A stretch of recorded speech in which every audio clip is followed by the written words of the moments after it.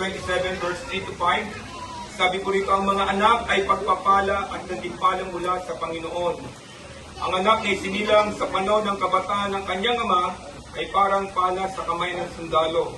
Mapalad ang taong may maraming anak dahil may tutulong sa kanya kapag umarap siya sa kanya mga kaaway sa hukuman.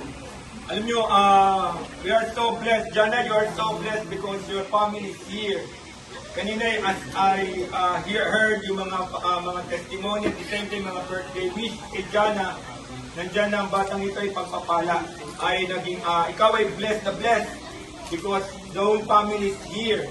At the same time, yung bagay po na narito po tayong lahat para po sumaksi sa karaman po ng ating pong birthday celebrant, it is also a blessing for all of us na hindi lang po yung may birthday, kundi lahat po tayo ay pinagpala ng Panginoon because we are here para po i-celebrate yung kabutihan ng Panginoon sa batang ito.